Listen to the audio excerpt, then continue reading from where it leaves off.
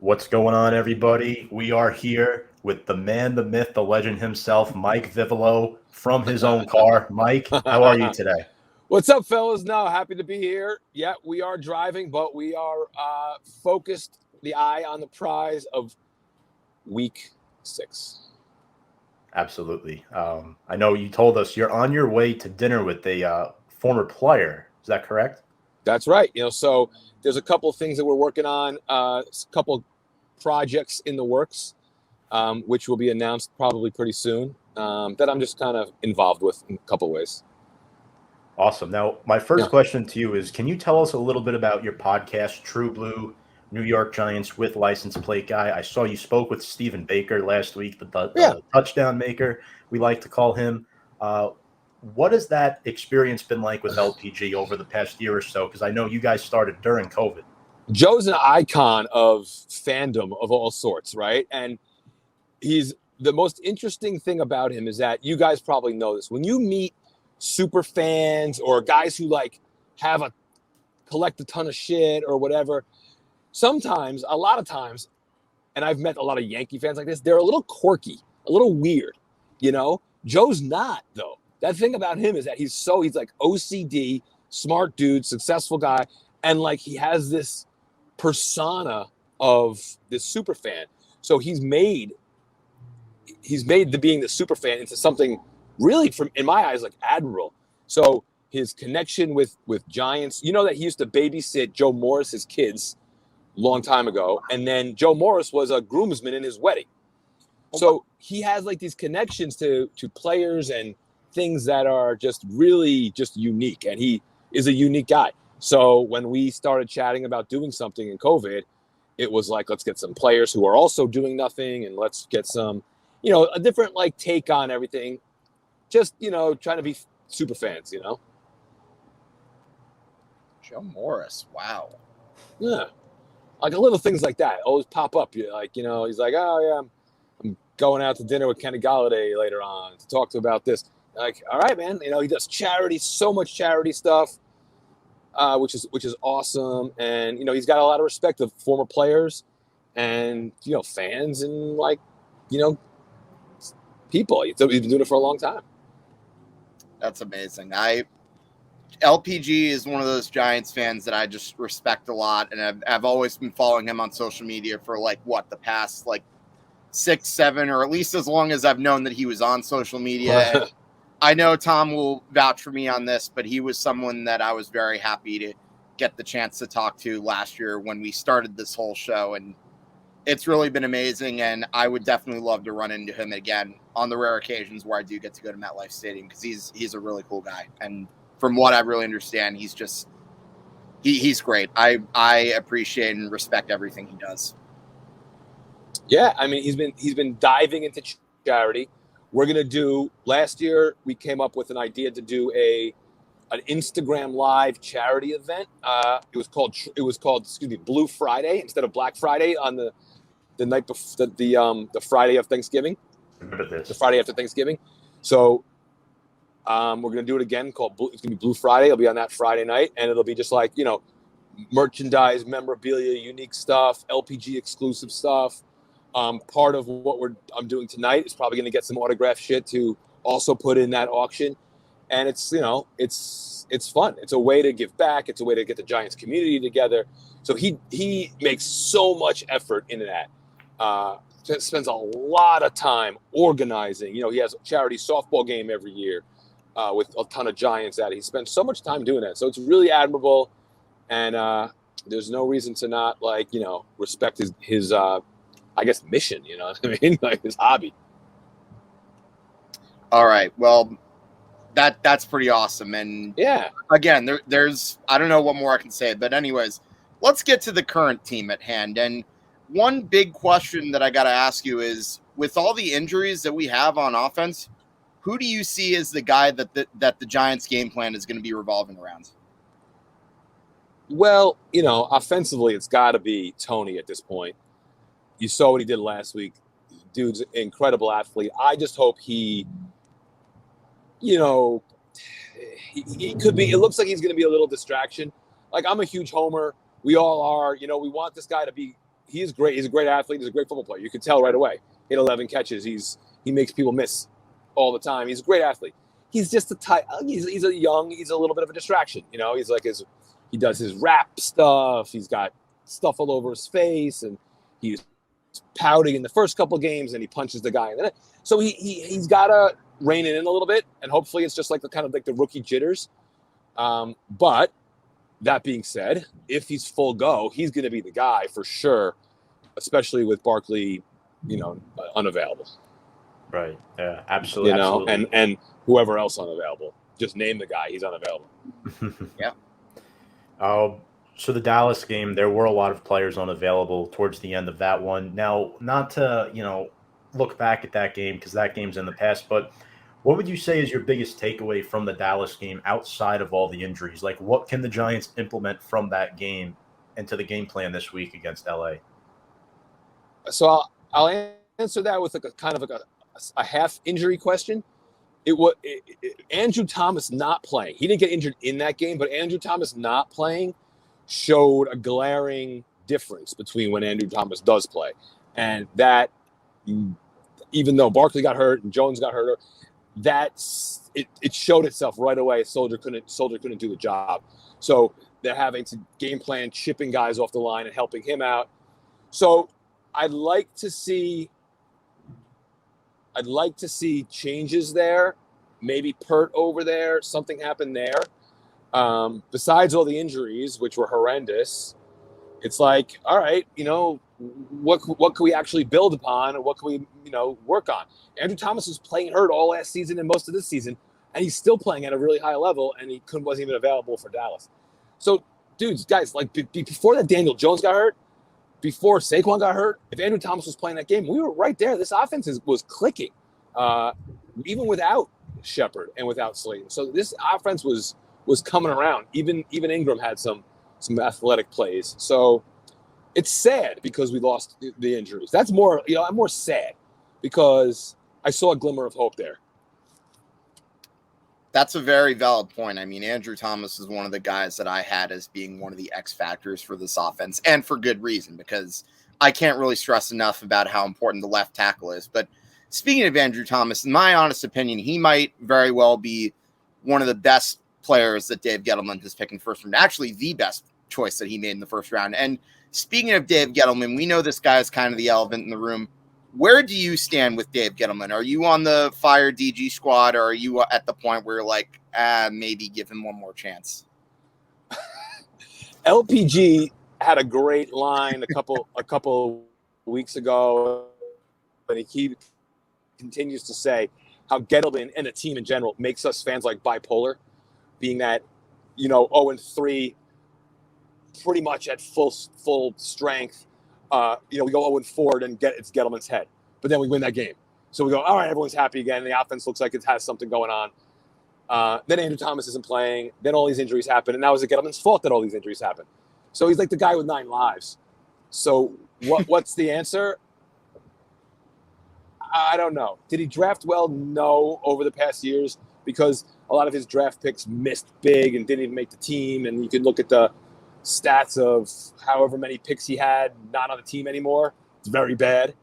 But Andrew Thomas, Daniel Jones, like these guys building the defense that he's built, which seemed to be a little bit better last year than this year so far. But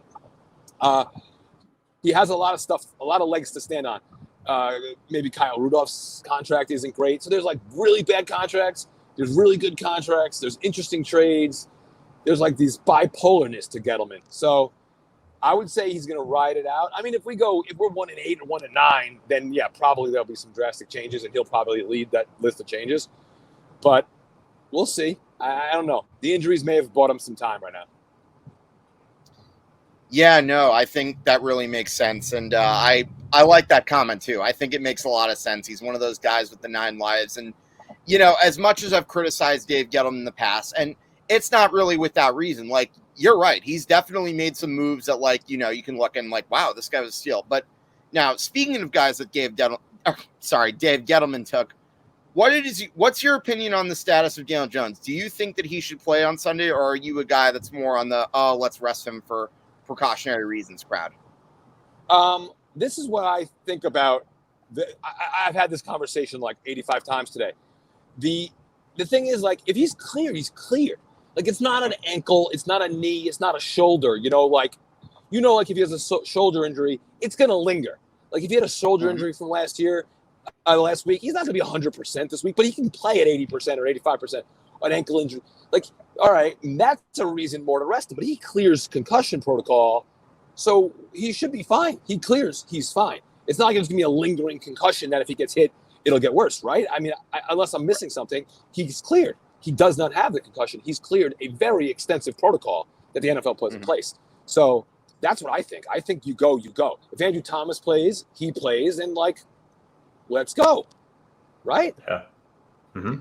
Absolutely. Let's go. There's play. Definitely a step in the right direction today. Obviously, Mike, Daniel Jones practiced on a limited basis. Yeah. Now, my next question for you has to go around the offensive line. With Nick Gates being out for the season and the left guard position, it's pretty much been a revolving door. How do the Giants contain Aaron Donald on Sunday? I mean, the man is just a mammoth of a defensive tackle, and he's going to be very tough to contain. They're going to be in trouble. They're going to be in deep doo-doo. They're going to have to. They obviously know who he is. They obviously watched a ton of film on him. They're going to be, probably having some action away from him most of the time. You may see audibles away from him. Unfortunately, if Jones is, like, shook up mentally, I don't know how much of those, like, those options, those RPOs that he's running, which I love Jones running those. I think, and I've been saying this for the whole season, he should have more of those involved. That could be something where they get out of the tackles right away. You might see Tony on some interesting wide receiver screen stuff, some end around stuff, but these are professional. I mean, Jason Garrett's a professional offensive coordinator for what he is. The whole world knows Aaron Donald exists, so he's not gonna come on, surprise anyone. So we can just put our faith in the game plan there. Listen, Tony's a beast, man. Like, he wasn't even on. If you guys had it, I forget the numbers. Like, his offensive snaps weren't even that drastic. He had 11 catches, and it was like 65% of the snaps or something like that. So get him involved. Get him some misdirections and some stuff to keep him guessing. I don't know. Yeah, no, for sure. And so when talking about the Rams, we know the Rams are arguably a Super Bowl contender. Like, if they made it to the big game come February, I would not be the least bit surprised. But as far as what you've seen with regards to the Rams this year so far, what's impressed you the most? Well, I think that quarterbacks now can play almost like without getting touched, where, a guy like, I don't know how old Stafford is. He's probably in his 30s, right? But, like, Stafford coming from a bad team, coming to a really good football team has shown. And then Kupp and Woods they're scary, bro. Kupp and Woods. Cooper Kupp on whatever he does. I mean, Dallas didn't even eat us up as much as Denver did. But imagine Kupp and Woods doing what Denver did to us. That's what's going to be a real problem. So that's what I look out for. Offensively, offensively, Aaron Donald's a problem, but we got to get off the field on third down. Kupp and Woods are gonna be a problem. Oh my gosh, yeah, I completely agree. There's a reason that getting off the field on third down is one of my keys to the game every single week, as Tom can vouch for me on. Yeah, and Cooper Kupp's going to be lined up in the slot a lot. We know how our slot corners. Problem. Yeah, he's going to be a huge problem. Now, last week, Robert Woods carved up the Seahawks defense. Yeah. Kupp did pretty good too. With Bradbury's been struggling. He's been struggling. Peppers coming off a hamstring. Would you say that Kupp concerns you the most in this Rams offense? Because obviously last year we were in a close game late, and then Kupp breaks up for, what was that, like a 50-yard touchdown? Sure. I guess if you're asking me if I have to answer that, yeah, I would say Kupp because of our problems for not getting off the field on third down. Because if I had Cooper Kupp, who am I looking to at 3rd and 6, 3rd and 7? That would definitely be a concern of mine. It could be both of them. They could both get 10 catches each. Like, I don't know, but yikes! It could be it could be scary with these guys, So all three of us so far have pretty much praised Kadarius Toney so far. We know he's a playmaker, and we know he's got a lot of potential to be a great receiver, but I think we can all agree, I'm not trying to speak for you, but that he was definitely out of line with his actions. Yeah. Is this something that concerns you or moving forward, or do you think he's going to learn from what happens? It concerns me, absolutely. I hope he learns, but it concerns me. We saw a certain guy who did the exact same thing when his team was, with a bad record and a floundering team, and the front office was a mess, and you're kicking over garbage cans, and you're kicking field goal nets, and you're doing all this crazy stuff. I just don't want a repeat of that. Even though he's a rookie, I think that maybe he'll get away with it being young. Mm-hmm. Beckham was like third or fourth year when he did that stuff. So it does concern me. But let's harness it in. Joe Judge is a disciplinarian. If LPG was on this, he'll say when he saw when Tony was not on the when Tony was like, look, I forget what game it was. I guess it was the Washington game where Tony was all pouting and he wasn't like sitting with the team. Judge came over, put his arms around him, spoke to him. He's trying to coach him. You can see him on the field after he punched the dude. He's like, get out of here. It's embarrassing. Like, get out.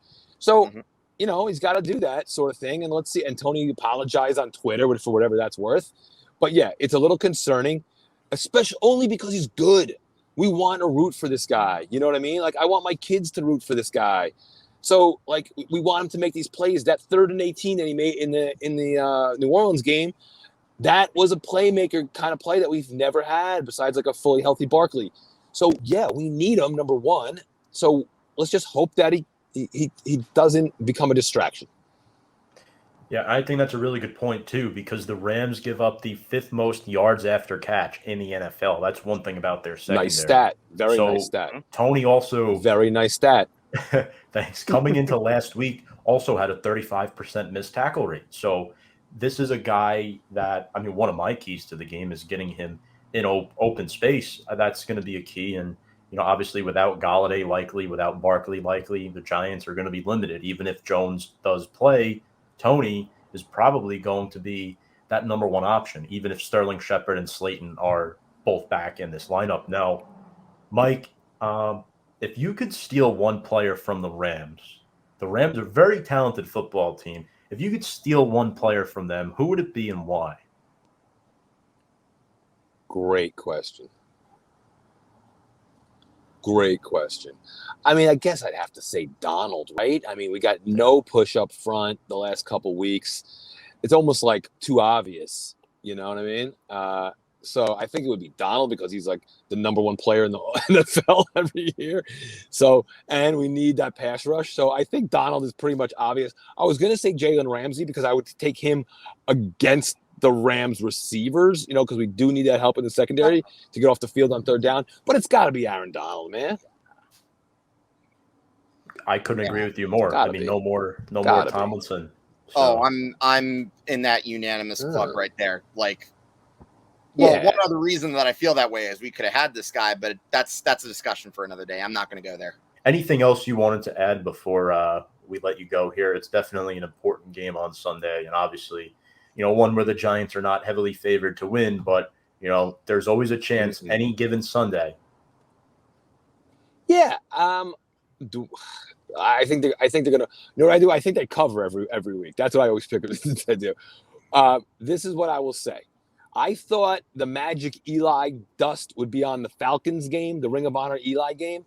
This one now is the Super Bowl 46 10-year anniversary game. So there could be some magic in the air with them. I don't like to do hocus pocus over a team to try to make them win. I'd rather just win with the talent and the outright. But you're right. Any given Sunday, it's going to come down to getting off the field on 3rd down, Cooper Kupp and Robert Wood. I'll leave you with that. Folks, make sure to go follow Mike below at Team Vivalo, and you can follow his podcast at True Blue NYG on Instagram. Mike, thank you so much for joining us tonight. Thank you, fellas. This was fun. I like talking to you guys. Very knowledgeable. Thanks for all the questions. I hope we can do this again soon. You know what? We're gonna do a podcast roundtable type thing. on Instagram Live, because our podcast now, we've been just doing IG Live interviews because we have a good IG audience, so we want to kind of keep it there and bring in different people. And then we haven't actually podcasted it this year, which is fine, but we're having fun doing the IG Live. But maybe we'll have you guys come on the IG Live as well, just to give your 2 cents on topics down the road. Absolutely. Yeah, we're in 100%. We'd love to chat with you guys. Awesome. You're welcome back anytime to come on. So appreciate you, Mike. Thank you, bro. Yeah, appreciate it. This is awesome. All right. We'll stay in touch. All right.